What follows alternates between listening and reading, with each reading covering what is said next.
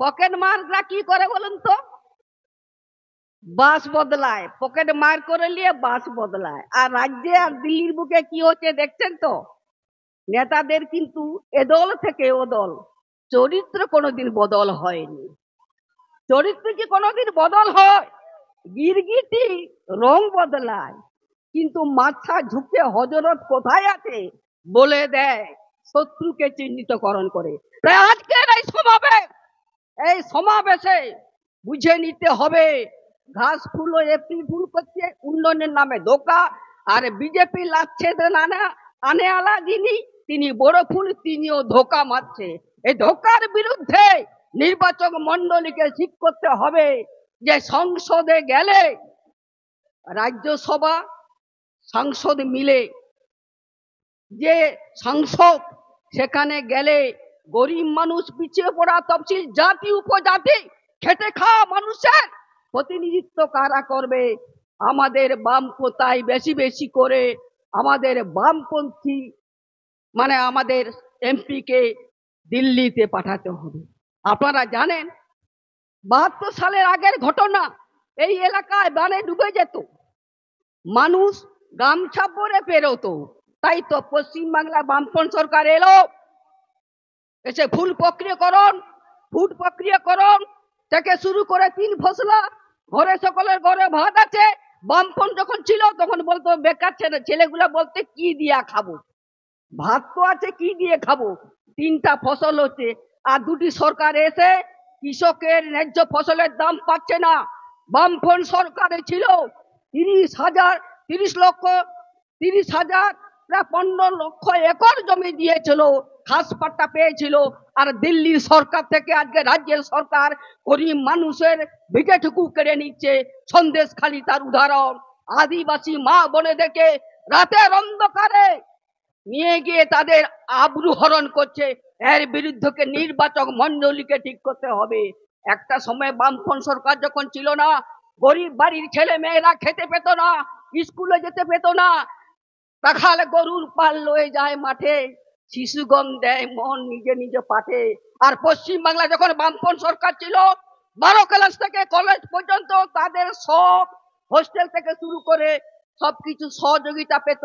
এখন আর ছানাগুলা পড়বেনি, পড়াশোনা আর হবেনি। কেন হবেনি? তাদেরকে পড়াশোনা করলে এই যে 500 টাকা লক্ষ্মী ভান্ডার দিয়ে দিলাম, 1500 টাকা থেকে 1000 টাকা কার দিলে? বাপের দিত, বাপের টাকা। মা বোনেদের ছেলে মেয়েরা বেকার হয়ে যাচ্ছে, মদ খাচ্ছে, অন্য পথে পরিচালিত হচ্ছে। তাদেরকে রক্ষা করতে হবে। বলতে হবে বিজেপি আর তৃণমূলের তো ভোট মাগার চাওয়ার কোনো অধিকার নাই, আছে না? বামফ্রন্ট সরকারের আমলে সাজানো বগল সাজিয়ে দিয়ে গেছে, আর কিষ্কিন্দার বান্দরা ইচ্ছা ছিঁড়ে ছিঁড়ে খাচ্ছে। এটা কি আপনারা সমর্থন করবেন? আর বামফ্রন্টের আমলের পঞ্চায়েতদের দেখেছেন ছিঁড়া গামছা সাইকেল, আর এখনকার দেখছেন পঞ্চায়েতদের ট্রাক তেল 4টা বাইক 4 হুইলার গাড়ি। কে কার দেয়? পশ্চিমবাংলা বামফ্রন্ট সরকার ছিল গরিব মানুষের জন্য, চাল দেওয়া হতো খোড়া নেগড়া বিধবা বার্ধক্যের জন্য। আর দিদি কি করছেন? সতের ঘরে জি, সকলকে দিচ্ছে, আমি দিচ্ছি, আবার বাবার দিচ্ছে। 2,10,000 20,000 তুমি টাকা পাও, আর মহিলাদেরকে কি দাও? 500। দয়া করছো, করুণা করছো, তার টাকায় তাকে দিচ্ছ।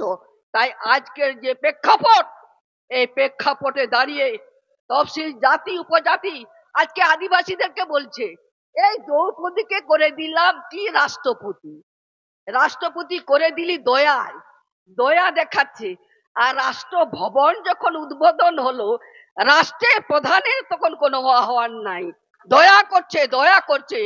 আর আদিবাসীদেরকে বলছে ওই যে রাম কালো হাতে ধনু বুঝাচ্ছে, জাতির উপর কি স্পর্ধা, জাতে বিভেদ সৃষ্টি, মানুষে বিভেদ সৃষ্টি, মানে ধর্মে বিভেদ সৃষ্টি। ধর্ম তো মানুষের রন্ধ্রে যার ধর্ম সে তার থাকবে। কিছু আদিবাসী এখন খ্রিস্টান ধর্ম যে সংরক্ষণ ছিল, যদি তুমি তাকে রাষ্ট্রপতি করেছো, কিন্তু কি 2006 সালের অরণ্যের অধিকার, জঙ্গলের অধিকার সব কর্পোরেটের হাতে দিয়ে দিয়েছো। তাই আদিবাসীদেরকেও বুঝতে হবে, তুমি ভারত জাকার মাঝি মল করো, তুমি এদিকে যাও, তুমি বনবাসী, তোমার বনের অধিকার বড় বাবুদেরকে দিয়ে দিচ্ছে, তাদের অধিকার কিছু নয়। তাই আজকের দিনে কি দেখছেন, হীরা জিএসটি জিএসটি জিএসটি বুঝছেন? হীরা কিনতে গেলে বাবুরা 3%, আর বই খাতা কিনতে গেলে 18%।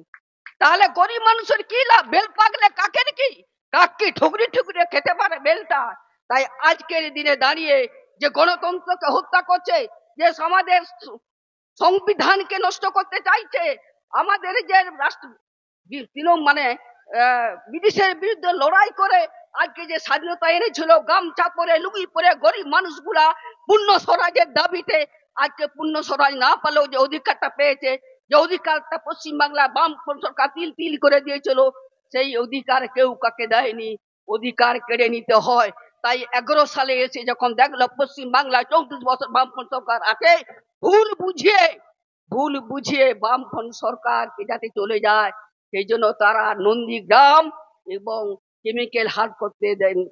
নন্দীগ্রামে কেমিক্যাল হাট আর সিঙ্গুরে টাটা কারখানা দিলে অনুসারী ব্যবসা, তো আজকে ঔষধের দাম বাড়ছে, জিনিসপত্রের দাম বাড়ছে, আমরাই তো দাবি করি নিত্য জিনিসপত্রের দাম কমাতে হবে, কৃষকের ন্যায্য ফসলের দাম দিতে হবে, শ্রমিকের তার ন্যায্য মজুরি, তার যে যা কিছু পাওয়ার অধিকার তা দিতে হবে। এরা কিন্তু কোনোদিন বলবে না, এরা 5% বড় মানুষের কথা বলবে। তাই আজকের দিনে দাঁড়িয়ে আজকের যে নির্বাচন কঠোর মানে পরিস্থিতি, সিএএ, এই যে তারা যে সিটিজেনশিপ তারা যে সিটিজেনশিপ যারা তারা চাইছে, নাগরিকতা কেড়ে নিতে চাইছে, তার মানুষকে বলছে কার 50 বছর দলিল আছে?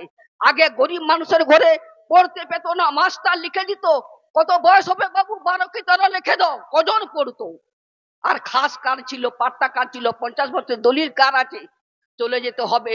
শুধু সিপিআইএম শত্রু, শুধু এরা গরিব মানুষের কথা ভাবে, গরিব মানুষের সাথে লড়াই করে, গরিব মানুষের পাশে আছে। আর দিল্লি সরকারটা কি দেখলেন যখন করোনা হলো, পরিযায়ী শ্রমিকরা, আমাদের বামফ্রন্টের যুব কর্মীরা নিজের জীবনকে তোয়াক্কা করে ডাক্তারের বাড়ি নিয়ে যাওয়া, আর তারা থালা বাজাও, বাজনা বাজাও, লাড় ধারো, আর দিদির সব মন্ত্রীরা, সাগরেদা, সব জলচিটা মন্ত্রী আমাদের এখানে সবঙ্গে আছে, নাম ধরার দরকার নাই। কিন্তু কুকুর হইতে সাবধান, কুকুর যদি কামড়ায় না ভাই, 14টা ইঞ্জেকশন লাই নিতে হবে। আবার গরমকাল, গরমের দিনে যদি 14টা ইঞ্জেকশন নিতে হয়, তাই কিন্তু আমাদেরকে ওরা এলে ওরা ভোটের কথা বলার অধিকার, কোনো অধিকার নাই। তাই তারা ভোট একটাও পেতে পারে না। আদিবাসীদের উপর আক্রমণ আনছে, মধ্যপ্রদেশের মতো জায়গায় আদিবাসীদেরকে জুতা ধুইয়ে বিজেপি আছে সরকারে জল খাওয়াচ্ছে। আর রাজস্থানে তারা বিজেপি যেখানে আছে, সেখানে আদিবাসীরা যদি ছুঁয়ে দেয়, জলটুকু ছুঁয়ে দেয়, বাচ্চা থেকে পিটিয়ে মেরে দিচ্ছে। আর তিনি বলবেন অপদার্থতার পরিচয় দিচ্ছে, নির্ভয়া কাণ্ড থেকে শুরু করে আমাদের তিস্তা শীতলাবাদ সমাজকর্মী প্রতিবাদ করেছিল বলে তাকে জেলে ঢুকিয়েছে। আর আজকের দিনে দাঁড়িয়ে আমাদের রাজ্যের যিনি আছেন, নাম ধরলে তো হিরো হয়ে যাবে, নাম ধরে দরকার নাই, মহিলা মুখ্যমন্ত্রী হয়ে মহিলাদের আবরু রক্ষা করার ব্যর্থতার পরিচয় দিয়েছে। তাই আজকের দিনে দাঁড়িয়ে এই সমাবেশ শুধু সমাবেশ নয়, আজকের এই সমাবেশ থেকে যারা আছেন নির্বাচক মন্ডলী থেকে শুরু করে যারা বাড়ি বাড়ি যাবেন, তারা বিবেচনা করবে, বিচার বিবেচনা করে কারা গরিবের কথা বলে, কারা তফসিল জাতি উপজাতি গরিব মানুষের সাথে লড়াই করে তাদের যারা প্রার্থী হবে তাদেরকে বিপুল ভোটে জয়ী করবেন, এই আশা আবেদন রেখে আমাদের